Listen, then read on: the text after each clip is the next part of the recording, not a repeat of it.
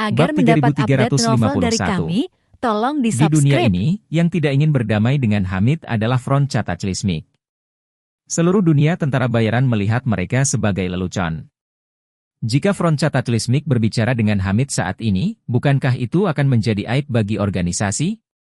Namun, hati Walter juga sangat jelas, pemimpin sebenarnya dari masalah ini adalah pasukan pemerintah, jika mereka mau melakukan pembicaraan damai. Pihak mana yang ditentang, ini bisa menjadi perselisihan yang mematikan, itu akan mengarah pada kontradiksi antara Front Cataclysmic dan pasukan pemerintah. Menurut apa yang terjadi, Front Bencana belum lagi membunuh Hamid untuk membalas dendam. Sangat mungkin bahwa begitu pasukan pemerintah memalingkan wajah mereka, bahkan janji-janji tanah mereka sebelumnya menjadi tidak ada. Jika itu benar-benar terjadi, Front Cataclysmic terlalu dirugikan, dan situasi yang paling kacau adalah bahwa mereka tidak tahan untuk membalas terhadap pasukan pemerintah. Karena tentara bayaran hanyalah spesies yang ada di zona abu-abu, jika mereka berani menghadapi pasukan pemerintah negara manapun secara langsung. Itu pasti akan menyebabkan kemarahan publik internasional. Jadi, dalam hal ini, dia hanya bisa menemukan cara untuk menstabilkan kekuatan pemerintah, jika tidak, setelah pasukan pemerintah memutuskan untuk berdamai, dia tidak bisa berbuat apa-apa. Tetapi ketika komandan pemerintah telah berjanji kepada Walter untuk menunggu beberapa hari lagi, perantara mengiriminya beberapa foto. Hamid, dalam beberapa foto, berdiri di dalam lubang gunung yang berbeda, dengan berbagai perbekalan menumpuk di belakangnya. Perantara juga mengirimkan suara dari Hamid, isi dari file rekaman Hamid sendiri adalah, Anda harus berpikir bahwa saya sangat kekurangan persediaan, sekarang saya tunjukkan cadangan strategis saya. Percaya atau tidak, saya harus mengingatkan Anda bahwa ini hanya bagian dari cadangan strategis saya. Untuk berbicara atau tidak berbicara, pikirkanlah. Ketika komandan pemerintah melihat foto-foto ini, dia merasakan tekanan darahnya berlipat ganda dalam sekejap. Tidaklah berlebihan untuk mengatakan bahwa cadangan strategis yang ditunjukkan oleh Hamid ini lebih dari cadangan strategis seluruh pasukan pemerintah. Tentara pemerintah sekarang miskin, semua jenis persediaan kekurangan pasokan. Tapi Hamid berbeda, perbekalannya menumpuk seperti gunung, makanan, minuman, dan keperluan sehari-hari, tak terhitung jumlahnya. Selain itu, Hamid juga sengaja memamerkan senjata dan peralatan yang ditangkap, dan hanya 2.000 set peralatan canggih Front Cataclysmic buatan Amerika sudah cukup untuk membuat kulit kepalanya tergelitik. Pada saat ini, dia mengerti satu hal. Pertempuran ini tidak mungkin untuk dilawan. Jadi, dia datang ke kantor Walter sekali lagi dengan wajah hitam. Hal pertama yang dia katakan setelah masuk adalah, Walter, saya telah memutuskan untuk melakukan pembicaraan damai dengan Hamid sore ini. Dan jika Anda, Front Bencana Alam, tidak berpartisipasi, maka saya akan berbicara dengan mereka sendiri, dan setelah itu, kami akan menarik pasukan kami. Kepala Walter sebesar ember, dan dia berkata, bukankah kita setuju untuk menunggu beberapa hari lagi? Mengapa Anda tidak memiliki reputasi untuk dibicarakan? Reputasi? Pihak lain melemparkan telepon di depannya dengan marah dan berkata dengan suara dingin, Anda mengatakan bahwa Hamid tidak bisa bertahan terlalu lama, lihat sendiri. Apakah ini yang Anda maksud dengan tidak bertahan terlalu lama? Bab 3352. Walter mengerutkan kening, mengangkat telepon pihak lain, dan melihatnya selama beberapa saat, dan seluruh ekspresinya langsung menjadi sangat jelek. Dia benar-benar tidak menyangka bahwa Hamid memiliki cadangan strategis yang begitu besar. Hanya dengan melihat cadangan ini saja, bertahan selama 1 tahun tidak masalah sama sekali. Jadi, dia bertanya setelahnya, dari mana foto-foto ini berasal? Pihak lain berkata dengan suara dingin, mereka semua dikirim oleh Hamid sendiri. Ekspresi Walter muram. Sambil menggertakkan giginya, dia berkata, Hamid menempatkan kita di tentara. Dia berkata, ya, bukan terserah saya untuk memutuskan apakah akan berdamai sekarang atau tidak. Saya akan segera melapor ke Panglima tertinggi kita, dan dia akan memutuskan segalanya. Sisi lain berkata dengan jijik, saya tidak peduli tentang Anda, saya hanya datang untuk memberitahu Anda bahwa saya sudah setuju dengan pihak lain, jam 3 sore ini, negosiator Hamid akan tiba di barak dengan helikopter. Pada saat itu, saya akan melakukan pembicaraan damai dengannya secara langsung. Apakah Anda berpartisipasi atau tidak? Setelah mengatakan itu, dia mengambil kembali ponselnya dari tangan Walter. berbalik dan pergi. Walter menyeka segenggam keringat dingin di dahinya, lalu segera mengeluarkan telepon satelitnya dan menelepon Joseph yang berada jauh di Cina. Saat ini, Yusuf di rumah tua keluargawan, sangat puas melihat puluhan peti mati murah yang menumpuk di halaman. Peti mati ini dibuat satu persatu dengan papan kayu patah yang tipis dan lapuk disatukan. Meskipun seluruh tubuh dicat dengan cat merah berkualitas sangat buruk, tetapi juga dapat dilihat di papan peti mati yang cukup untuk mengisi jahitan koin dolar. Selain itu, bau cat berkualitas buruk ini sangat menyengat, bahkan di lingkungan terbuka, tetapi juga membuat orang merasa sedikit tidak nyaman pada mata dan tenggorokan. Melihat begitu banyak peti mati yang murah hingga ekstrim, Joseph memberikan senyum yang sangat puas dan bertanya kepada Harman, "Harman, di mana kamu membeli tumpukan kayu busuk ini? Saya sudah hidup selama lebih dari 20 tahun, tetapi saya belum pernah melihat peti mati busuk seperti itu." Harman tertawa, "Kembali ke Panglima tertinggi, peti mati ini benar-benar tidak mudah ditemukan, saya membawa seseorang ke daerah pegunungan termiskin. Kemudian meminta tukang kayu tua di sana untuk memukuli mereka semalaman."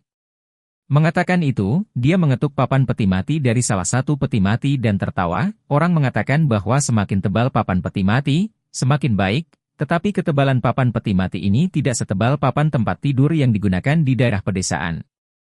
Tuan kayu tua memberitahu saya bahwa meskipun mereka adalah daerah pegunungan yang miskin, tetapi tidak ada seorang pun di dalam pegunungan yang mau menggunakan peti mati yang begitu rendah. Mereka lebih suka menebang pohon mereka sendiri di pegunungan, menyimpan kayu yang cukup tebal untuk meminta tukang kayu membuat peti mati, daripada tidur di kain ini. Dikatakan bahwa ini kain perca disiapkan khusus untuk rumah tangga miskin tua tanpa anak. Sangat murah. Bagus, sangat bagus. Joseph mengangguk puas dan berkata, "Sehari sebelum festival Qingming, Anda membawa cukup banyak orang untuk mengirim peti mati ini ke keluarga Wade. Jika keluarga Wade bersedia untuk secara sukarela menyerahkan Gunung Waterest, secara sukarela menggali peti mati Changing dan semua leluhur keluarga Wade, memberikan ruang untuk orang tua saya, dan menyambut peti mati orang tua saya di sana dengan berkabung, saya dapat mengampuni mereka hidup. Tapi jika mereka tidak mau, peti mati ini akan menjadi hadiahku untuk mereka." Harman diam-diam terkejut dan tidak bisa menahan diri untuk tidak bertanya, "Panglima tertinggi, agar keluarga Wade mengambil inisiatif untuk menggali peti mati leluhur mereka dan kemudian berkabung untuk orang tuamu, dapatkah keluarga Wade menerima rasa malu yang besar ini?" Joseph berkata tanpa ekspresi, "Jika mereka menerima, saya akan meninggalkan mereka seekor anjing. Jika mereka tidak menerima, maka peti mati ini disiapkan untuk mereka." Harman bertanya kepadanya, "Panglima tertinggi, jika keluarga Wade menyetujui persyaratan Anda, apa yang akan Anda lakukan dengan Changing itu? Bagaimanapun, dia telah mati selama bertahun-tahun." Joseph berkata dengan dingin, "Aku sudah merencanakan apa yang akan terjadi padanya. Agar arwah orang tuaku di surga dapat melihat bahwa aku akhirnya membalas dendam pertumpahan darah mereka." Pada saat itu, petugas Joseph datang berlari dengan telepon satelit dan berkata, "Panglima tertinggi. Panggilan dari Raja Serigala Bermata Hijau. Dia bilang dia punya sesuatu yang penting untuk dilaporkan kepadamu." Joseph mengerutkan kening dan berkata dengan tegas, "Kalau begitu, sebaiknya dia memberitahu saya kabar baik." Bab 3353. Segera setelah telepon terhubung, Joseph bertanya kepada Walter dengan lugas, "Apa kabar baik untuk diberitahukan kepada saya?" Walter berkata dengan cemas, "Panglima tertinggi. Hari ini Hamid menemukan seorang perantara untuk datang dan berkata dia ingin berdamai." "Pembicaraan damai?" Joseph segera berkata dengan marah, "Dia dan para prajurit di bawahnya bertanggung jawab atas lebih dari 2,500 tentara front bencanaku yang mengorbankan hidup mereka. Aku tidak akan menerima hasil apapun selain memusnahkan mereka sepenuhnya." Walter mengumpulkan keberanian untuk berkata, "Panglima tertinggi, masalahnya sekarang adalah kita bahkan tidak bisa mengunyah Hamid itu. Satu-satunya cara adalah bertahan di sini. Bukan hal yang baik untuk terus seperti ini. Kerugian ekonomi harian kami sangat serius. Ini hanya sedikit lebih dari layak untuk terus seperti ini." Joseph dengan tegas, "Selama Anda benar-benar mengepung mereka, jangan tinggalkan kesempatan untuk melarikan diri, itu tidak akan lama sebelum mereka sendiri pasti akan kacau, bahkan jika tidak mati. Mereka tidak akan bertahan terlalu lama." Sekelompok orang tua dari pegunungan Timur Tengah, bagaimana mereka bisa berperang jangka panjang dengan kita saat ini? Walter menahan napas dan berkata, Panglima tertinggi. Tetapi masalah utamanya adalah bahwa Hamid telah lama menyimpan persediaan strategis yang sangat tinggi, yang lain saya tidak berani mengatakan lebih banyak, dengan jumlah persediaan mereka saat ini, 10,000 orang dapat bertahan selama beberapa tahun. Setahun penuh. Yang pasti tidak ada masalah. Tapi kita tidak punya cara untuk tinggal di sini bersamanya selama setahun penuh, dan sekarang pihak pemerintah tentara juga akan menyerah. Mengatakan itu, Walter kemudian memberikan laporan terperinci tentang situasinya saat ini dengan Joseph. Ketika Joseph mendengar situasi ini, seluruh orang meledak marah. Dia mengutuk hampir dengan marah, Walter. Saya tidak pernah mengalami kerugian sebesar itu, tidak pernah kehilangan orang sebanyak itu, dan tidak pernah menempatkan diri saya dalam situasi pasif seperti itu selama bertahun-tahun sejak berdirinya Cataclysmic Front. Anda benar-benar memecahkan beberapa rekor berturut-turut? Walter juga penuh dengan keluhan saat ini, dan berkata dengan menyakitkan, Panglima tertinggi, saya akui bahwa saya memang sedikit mudah tertipu sebelumnya, saya tidak berharap untuk bertemu lawan yang layak di Suriah. Saya bersedia menerima hukuman Anda kapan saja, tetapi masalah utama sekarang adalah bahwa Hamid ini telah mengepung dirinya sendiri dalam tong besi, dan juga menyiapkan sejumlah besar persediaan makanan. 15,000 orang kita hanya dalam dilema. Jika pasukan pemerintah mundur dan hanya orang-orang kami yang tersisa di sini untuk mengepung Hamid, situasinya akan lebih memalukan, pasukan pemerintah hanya akan membayar tentara bayaran yang bekerja untuk mereka, dan kami tidak hanya menderita kekalahan setelah datang ke sini. Juga jika kita tetap menentang keinginan mereka, mereka mungkin juga akan berbalik melawan kita karena ini, maka itu tidak akan sebanding dengan kerugiannya. Yusuf sangat marah sehingga dia tidak sabar untuk pergi ke Suriah secara pribadi dan menghancurkan Hamid itu berkeping-keping, karena dia tahu bahwa selama Hamid ini mati, senjatanya pasti akan hancur total, dan kemudian semua masalah dapat diselesaikan. Namun, dia melihat peti mati murah yang menumpuk di depannya. Dalam hatinya, dia tidak bisa tidak menasihati dirinya sendiri bahwa dia tidak boleh terganggu dan terganggu pada saat kritis ini. Bab 3354. Dia berpikir dalam hatinya, meskipun saya memiliki banyak kepastian bahwa saya dapat mengeluarkan Hamid itu tanpa diketahui, tetapi sekarang hanya ada beberapa hari tersisa sebelum Qingming, waktu memang terlalu ketat.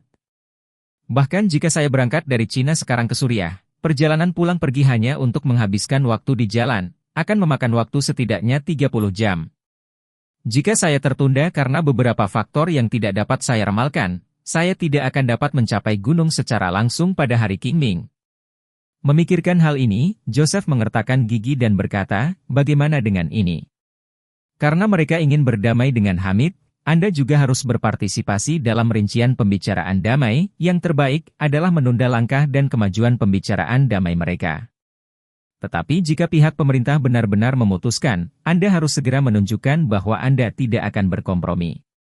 Biarkan prajurit kita terus berjaga di sana, dan tunggu aku menyelesaikan hal-hal penting di sini sebelum datang untuk menyelesaikan masalah.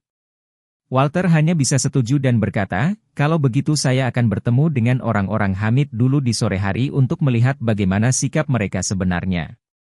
Bagus. Joseph menasihati, apapun yang terjadi, pastikan untuk menghentikan Hamid dan pasukan pemerintah, dan jangan biarkan mereka mencapai kesepakatan apapun secara pribadi. Jika pasukan pemerintah tidak sabar untuk menarik pasukan mereka, Anda memberitahu mereka bahwa saya, Joseph, akan menjamin reputasi saya. Tidak peduli berapa banyak cadangan strategis yang dimiliki Hamid, saya akan merawatnya pada akhir April, dengan kekuatan saya. Saya yakin mereka masih mendengarnya. Setelah Walter menyetujui pembicaraan damai, perantara dengan cepat menyampaikan berita itu kepada Hamid. Waktu pembicaraan damai ditetapkan pada pukul 3 sore ini, dan untuk tempat pembicaraan damai. Itu diatur di tempat di mana Walter dan komandan pemerintah ditempatkan. Tetapi pihak lain tidak memberitahu koordinat lokasi spesifik garnisun, tetapi memberi Hamid koordinat area pementasan, sehingga pilot Hamid akan terlebih dahulu mengirim negosiator ke area pementasan, dan kemudian helikopter mereka akan membawa negosiator ke lokasi. Dari negosiasi, Charlie tahu betul motif pihak lain melakukan ini, mereka harus berhati-hati membocorkan informasi lokasi pimpinan, takut Hamid akan datang langsung ke koordinat itu untuk satu putaran tembakan artileri intensif, jadi dia tidak keberatan dengan ini. Hamid juga mengajukan 3 persyaratannya dengan pihak lain. Pertama, di meja perundingan, selain negosiator mereka sendiri, Front Bencana dan pasukan pemerintah harus mengirim komandan tertinggi mereka, jika tidak, negosiasi akan diabaikan. Kedua, negosiatornya sendiri akan berangkat dari markasnya dengan helikopter. Helikopter kemudian akan dibongkar semua persenjataan dan amunisinya, dan pihak lain harus secara tegas berjanji bahwa tentara mereka tidak akan menembaki helikopter. Ketiga, apapun yang dibicarakan kedua belah pihak, mereka tidak boleh membahayakan negosiator mereka. Ketiga tuntutannya ini dianggap wajar, sehingga ia segera mendapat jawaban yang tepat dari pihak lain. Pukul 2.30, Charlie berganti pakaian kamuflase. Mengenakan sepasang masker sekali pakai, dia bersiap untuk mengambil helikopter Hamid dan menuju ke tempat transit yang disepakati dengan sisi lain. Hamid sangat khawatir dengan keselamatan Charlie, takut dia akan menemui sial setelah masuk jauh ke dalam sarang harimau. Tapi pikiran Charlie sudah bulat, dia tahu dia tidak bisa membujuknya, jadi dia hanya bisa mengirimnya secara pribadi ke helikopter dan berkata dengan tulus, "Jaga dirimu, aku akan menunggumu kembali di sini saudara." Charlie mengangguk dan berkata dengan lembut, "Setelah aku pergi, ikat ZNN, dan ketika aku kembali, bawa dia langsung ke pesawat dan pergi."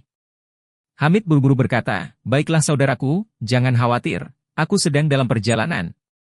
Mengatakan itu, Hamid bertanya lagi, "Saudaraku, Raja Serigala bermata hijau itu, apa yang akan kamu lakukan padanya setelah kamu mengendalikannya?" Charlie berkata tanpa berpikir, "Kalau begitu aku akan membawanya pergi, kecuali bahwa itu mungkin akan membuatmu sedikit kesulitan, dan Cataclysmic Front pasti akan menyelesaikan masalahmu." Hamid berkata dengan acuh tak acuh, "Saya sudah memiliki 2,500 nyawa di punggung saya, tidak masalah jika saya memiliki satu lagi." Bab 3355. Charlie naik helikopter dan tiba di tanah kosong sekitar 50 km jauhnya dari pangkalan Hamid. Pada saat ini, sudah ada 2 helikopter pemerintah yang diparkir di sana, serta selusin pria bersenjata yang terdiri dari pasukan pemerintah dan tentara dari Front Cataclysmic. Helikopter yang diterbangkan Charlie, perlahan-lahan mendarat di tempat terbuka di depan 2 helikopter lainnya di bawah bimbingan tentara lawan. Ketika berhenti, Charlie, yang mengenakan topeng, mendorong pintu hingga terbuka dan melompat turun. Pada saat ini, seorang tentara Suriah maju dan berbicara dalam bahasa yang tidak dimengerti Charlie, jadi dia melambaikan tangannya dan berkata, "Tolong berkomunikasi dalam bahasa Cina atau Inggris." Seorang perwira militer pemerintah maju ke depan dan berkata dalam bahasa Mandarin yang kurang mahir, "Bahasa Mandarin saya relatif miskin."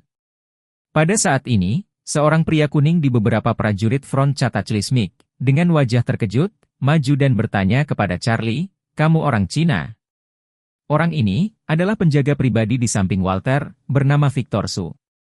Victor 2 tahun lebih muda dari Walter, keduanya adalah imigran Cina ke Afrika. Orang tua mereka adalah mitra bisnis, tetapi di awal tahun, dalam kekacauan, bisnis orang tua mereka yang diperoleh dengan susah payah dijarah oleh massa, kedua orang tua untuk melindungi kehidupan mereka.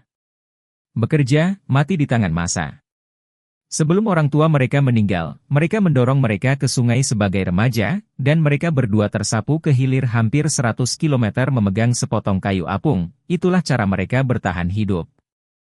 Keduanya bertahan hidup bersama, sebagai pengemis, mencuri, dan bahkan bekerja sama untuk bos berhati hitam, dan kemudian, untuk bertahan hidup, lari ke Kolombia untuk bergabung dengan gerilya. Saat itu Kolombia sedang bergejolak, dan meskipun para gerilyawan mengaku berjuang melawan ketidakadilan sosial, banyak dari mereka sebenarnya adalah organisasi bandit yang mengambil alih pegunungan. Kedua pemuda itu telah bersama gerilyawan selama bertahun-tahun, dan telah mengembangkan pengalaman tempur yang luar biasa, dan kemudian bertemu Joseph, dan bergabung dengan Front Bencana bersama-sama. Namun, kekuatan Victor jauh lebih rendah daripada Walter, dan seiring kemajuan karir Walter, Victor tampaknya tidak dapat mengikuti, tetapi karena persaudaraan Walter dengannya, dia membawanya berkeliling, dan juga mencoba segala cara untuk memberinya bintang 3. Pertempuran gelar umum. Dapat dikatakan bahwa Victor adalah jenderal pertempuran bintang 3 terburuk di seluruh front cataclysmic dalam hal tingkat pertempuran yang sebenarnya. Namun, karena dia adalah pengawal pribadi Walter, dia tidak harus langsung memimpin pasukan untuk bertarung, jadi semua orang tidak terlalu mengejar ini. Pada saat ini, Charlie menatap Victor, yang seumuran dengan dirinya dan juga memiliki wajah Asia Timur, dan bertanya dengan ringan, apakah kamu juga orang Cina? Cina non-nasional. Victor kembali, agak terkejut, dan bertanya kepada Charlie, kenapa saya belum pernah mendengar bahwa ada orang Cina di tangan Hamid? Anda orang Cina, apa yang Anda lakukan untuk bermain-main dengan Hamid? Dalam persepsi semua orang di front cataclysmic, Hamid adalah tentara perlawanan asli, dan mereka sendiri memiliki keyakinan di dalamnya, jadi timnya pasti penuh dengan orang Suriah. Namun yang tidak diharapkan oleh Victor adalah bahwa Hamid telah mengirim seorang Cina sebagai wakilnya untuk melakukan pembicaraan damai. Melihat wajah heran pihak lain, Charlie dengan lembut berkata, front bencana Anda dapat memiliki anggota dari seluruh dunia, mengapa saya, seorang Cina, tidak bisa menjadi pasukan komandan Hamid?